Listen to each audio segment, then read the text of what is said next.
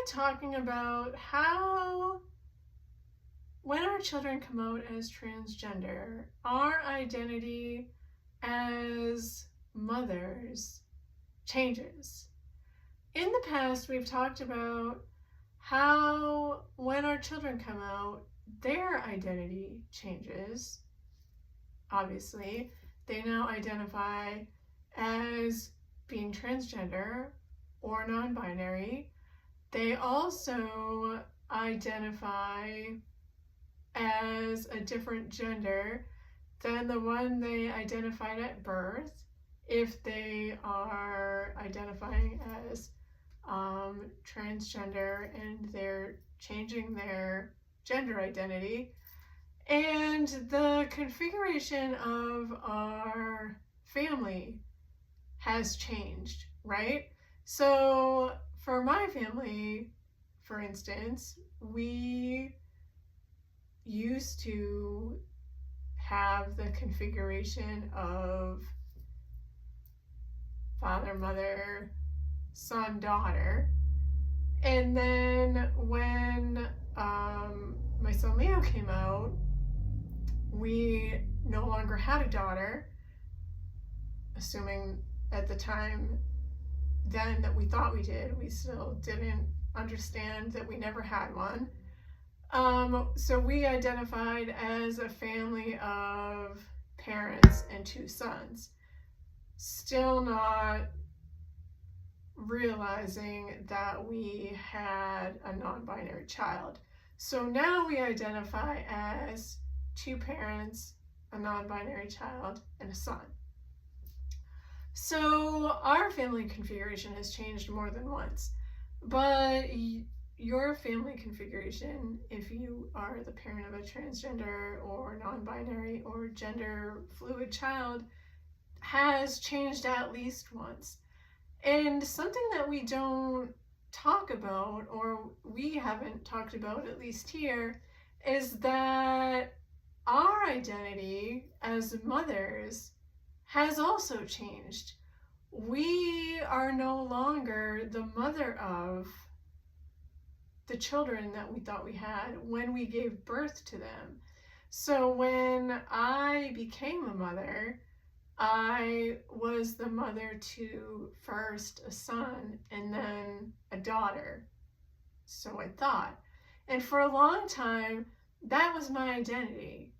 And, people would ask me about my kids, and I would tell them I have a son and a daughter. Or I would, identify as the mother of a son and a daughter. And for a long time, that was how I thought of myself. And I had my oldest child at the age of 20, at the young end of 20, because I got pregnant when I was still 19. And then I turned 20 in that same calendar year that I turned 20, I gave birth to Ember. And so my whole adult life has been being a parent. Like, I have never not really been an adult and not been a parent, except for when I was 18. Because when I was 19, I was pregnant. And then when I was 20, I was a mother. And so I very strongly identify with the role of mother. And for a long time, identified with the role of mother of a son and a daughter. And so having to change that identity to no longer being the mother of an oldest son and then a daughter, now being the mother of a non-binary child and a son, has been a real adjustment for me. And having to think about both of my children. I only have two kids. I only have the two kids. So it's both of my children in a new and different way. And thinking about myself as their mother in a new and different way has been a lot. It really has. And so there has been a grieving process there also for me. And so we talk about grief in relation to thinking about our children and the children that we thought we had, right, when they come out. But we don't really talk about the grief that we feel about ourselves and the grief that we feel about the mothers that we thought that we were and that we no longer are. And there's grief there that you have to work through as you think about who you are and who you were, but also remembering, and this is important, that just like your child is the same person that they've always been, right? They haven't changed. They're still the same person, just identifying as a different gender and having a new name and using new pronouns. We're still the same mothers we've always been. Like, we haven't changed. Nothing about us is different. It's just that how we see ourselves in that role of mother is different. And so we have to reconcile those changes, and we have to think about how to come to terms with those changes, because our memories of our children when they were younger and the birth stories that we have about them, those don't go away.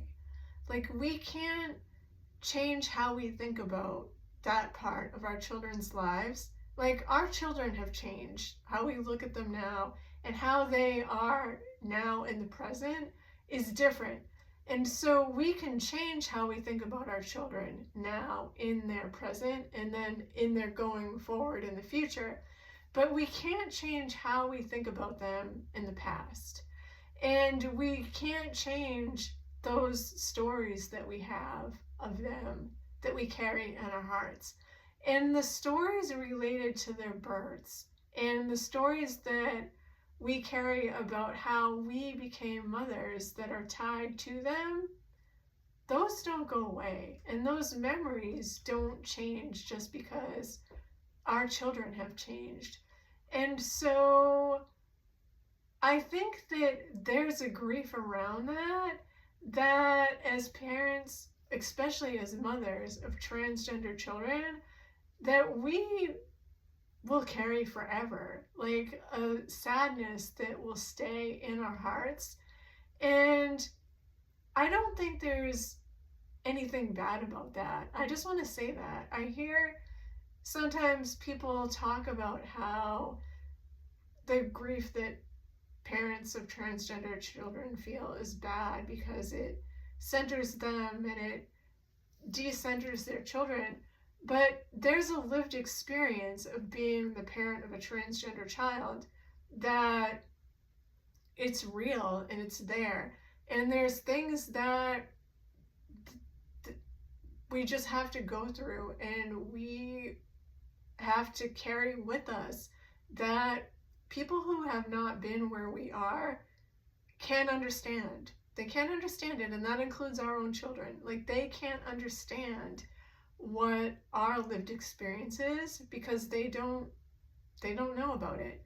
And so I think this is one of those things. I think it falls into that category of one of those things. And so I just wanted to talk about it this week because Mother's Day is coming up.